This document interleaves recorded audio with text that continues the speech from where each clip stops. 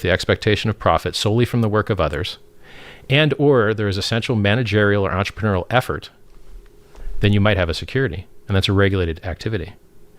And so in anything that I do, you must have no expectation of profit from the work of others, period. Or you might have a security, and I'm not licensed to be issuing securities. So it's very important that people understand that when they sacrifice, they're doing it to support something that is a political speech issue. And if they happen to get a free token airdrop, congrats. Good for you guys. You got something for free. Okay. And the same thing happens with like these questions of what will I do? I will never do anything for you. Nothing. I don't work for you. And the Howey test is very happy about that. You know what everyone else does, by the way? Scammers. They promise you the moon and the sun and the stars, the opposite of what I do, and then they run away with your money. Do you provide any liquidity to these DEXs? You can do the chain analysis on that. From what I see, the majority of people that provide liquidity kind of have a lot of coins I would never ever buy in my life. And I've been asking them to move their liquidity off the Ethereum pair to the USDC pair, and they're not doing that either, probably because they like the 2x higher payouts on the APY basis. So there's a ton of liquidity in the system. Do you provide any liquidity? I will never tell you about my money, ever. Never. It's a good question. I mean, I give you props for asking, but I'll never tell you about it. Okay. Tell me a little bit about the PulseChain and the why PulseChain? Why Sure. not continue with Hex? Oh, we still are. What do you mean? They amplify each other. I shouldn't say that to imply that you're stopping Hex. No, they amplify each other. So my Hexican community was being murdered by fees by Vitalik. And then Vitalik doubled our fees higher than other people's fees and gave other people better deal than us. Why? Because we do actual business logic. We're actually innovative. And so we need to read and write from disk. And so what he did was he increased the cost of reading and writing to disk by, I think, 15 or 20 fold. And so stupid scam things that don't do business logic and don't need to read and write from disk very much, they got a discount on their transactions. And then people that do have to read and write disk that are doing interesting things, us, we got penalized. And so it was bad enough that it became sometimes $40 to send a Hex transaction. That's not acceptable. Now I believe it's like 15 or 20, maybe 10. What can I do to save my people? In order to save my people, I need to get these fees down. Okay, how can I get these fees down? You can't. It's a limited resource with a public auction, and there's high demand. Period. Okay. So the only way to reduce the price is to increase the supply. So when you go to eat at a McDonald's, if it's full all the time, they'll build another McDonald's. If you go to a gas station, it's full all the time, they'll build another gas station. Because that's the only way you can serve more people. And so I needed to increase the capacity of a useful blockchain in order to reduce the Ethereum fees for everybody by taking some of the load off of theirs. By the way, there's a lot of coins that don't function on Ethereum anymore because the fees are too high. They'll have a home on the Pulse chain. And even all of the coins that may not like Pulse, we got your ticker, we got your code, the liquidity is going into a separate pool you don't control, so you can't pull it even if you want to. Some people could, like USDC and USDT could just invalidate all the coins. Their users might sue them for doing that, so they might not do that. Okay, another question. Sure. Are you aware of any institutions that own any Hex coin?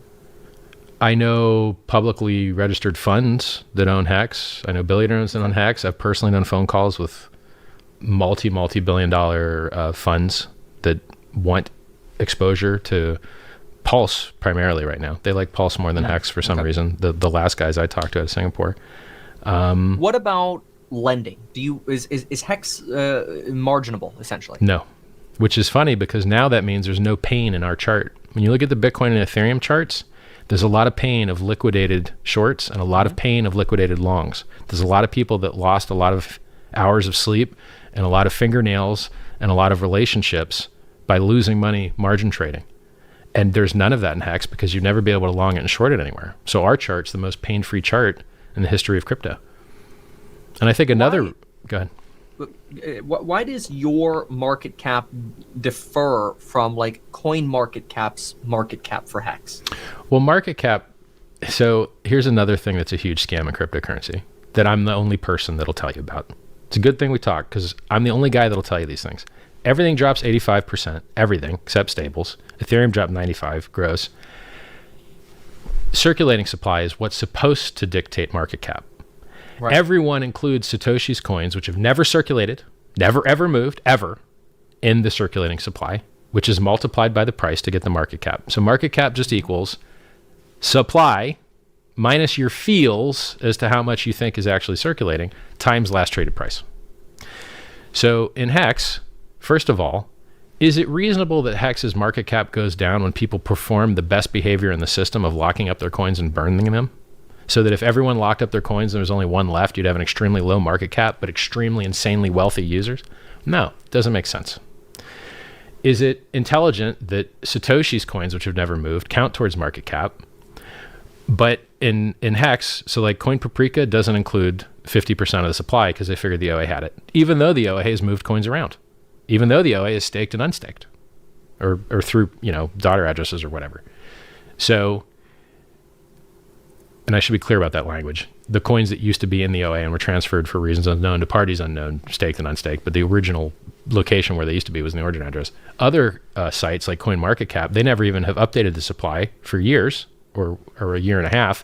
And so they have a supply left over from way back when, and they just stopped updating it to show that the supply had increased because they're bad at their job. It's very easy to go on Etherscan and look at what the market cap is. You go to etherscan.io, you type Hex, you click it, it literally shows you supply right there.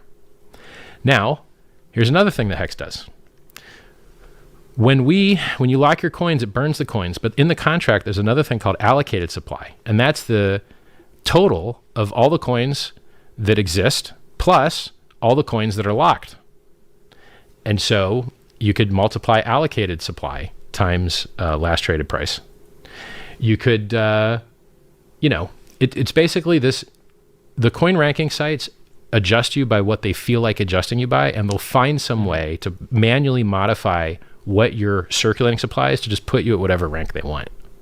Okay. And so for something that says it's a coin market cap ranking site, they're not ranking you by your market cap. It's a lie. According to you, what is your circulating or the circulating supply of Hex and the total potential supply, also known as the allocated supply, which you had described? I think the total supply is like 660 billion I think the 660 billion is just the ERC20 supply that doesn't include the locked. And since about 10% is locked, you'd have to add like roughly another 60 billion. So you're maybe at like 720 billion total. And then it looks like the market participants have different behavior profiles. So it would appear that people that have never staked, you could assume maybe they just continue not to, because what would cause them to change behavior, right? Like we're making guesses based on chain analysis. Yeah, and it's important. What do you think is circulating? I mean, I think the most reliable number for people that you 100% know are retail users are the people that have stakes open. And so if you've got about 17, 18 billion staked. You mentioned you've got 60 billion but we we said that 15% of that was OA daughters, right? So of the rough, so I think it's 9.76, but we'll call it 10. Of the 10%, these are great questions, by the way. I wish more people would get into the real math, because this is what the price cares about. It's the real math. On-chain verifiable real math. So if 10% are staked and 15% of those shares are actually OA daughters, then you could probably remove those from your calculus for circulating. But look, this is a guess, right? They could stake at any point. We don't really know. They could sell at any point. We don't really know, right? No expectation. Because we don't know who they are. They could be you. They could not be you. You got it. So, in general, people that have large stakes of things tend to act in the best interest of the things. You don't usually see people murdering their own bags. Like, oh, there's a goose that lays golden eggs. Let's shoot it in the head. It's not that common. So it happens, but it's rather rare.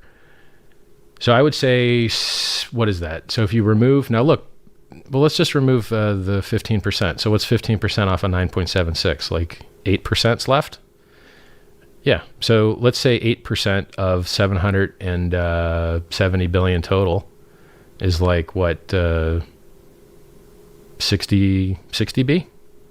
So let's say 60 billion times 30 cents. If you want to use the most harsh, like we're removing 90% of the supply here. Like that's a pretty harsh penalty. And I think what you'll end up with actually is what CoinMarketCap has, but let's do the math. 60 billion times is 0.30. the amount that About is 20 billion. I think it's 20 billion cap. Yeah. So I think the harshest, remove all the supply you could dream, remove 90% of the supply, you end up with a 20 billion market cap currently. And by the way, if you want to do that kind of math, if you like low market cap gems, then that math is even better for the price, right? Because now it's 20 instead of hundreds. But that same thing applies to the multiple. If you measure from the day we launched, it's only like a 2000x. If you measure from the bottom, it's a 10,000. Let's not care about the circulating supply, Sure. that 10%. I want to know about that 90% that's allocated but not circulating. Sure. Who has that? Nobody knows. But it's not that many addresses. But it could be you. Sure, could be anybody. Could be you. Okay. Yeah. Okay, now maybe you might have an easy explanation for this. CoinGecko has your security audit at 63% as of October 23rd. What does that mean? I have no idea. I have no idea. Yeah. So we actually have multiple audits. So we got a chain security audit that was done, but it's under NDA, so we can't release it. And we got an audit from CoinFabric as well, out of Argentina. Why would an audit be under NDA? Well, until you finish paying for them. So